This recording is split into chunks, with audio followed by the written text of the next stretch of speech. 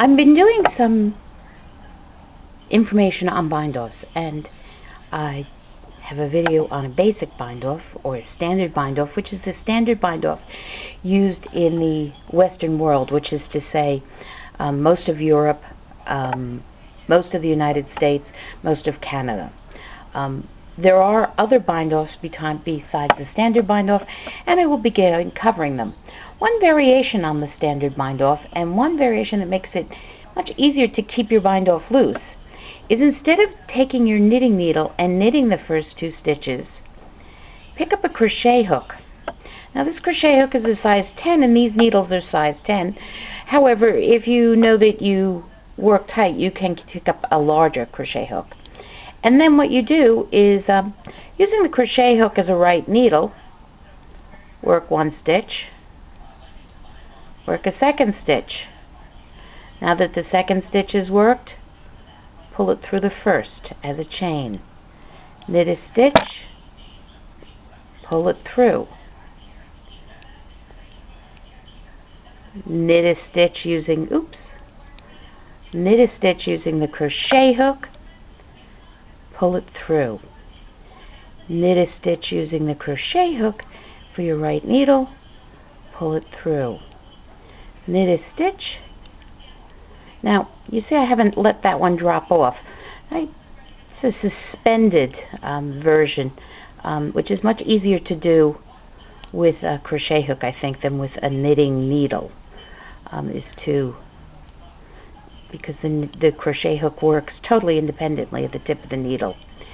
And you can do this kind of crochet variation in both a standard knit or in a purl.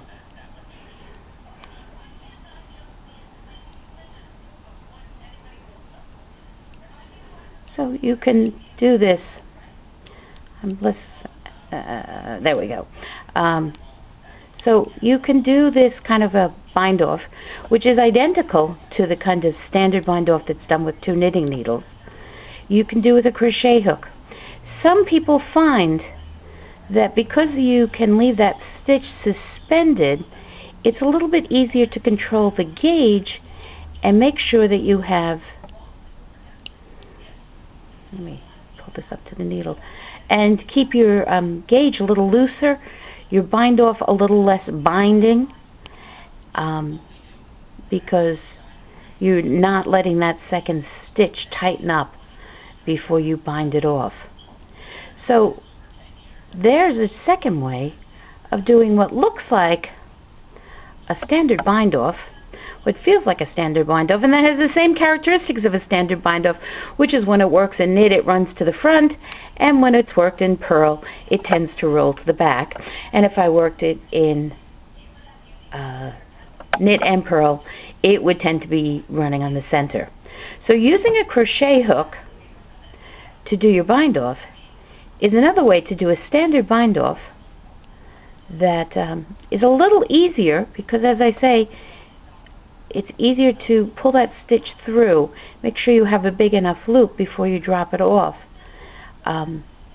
which can be done with a standard bind-off too, and called suspended.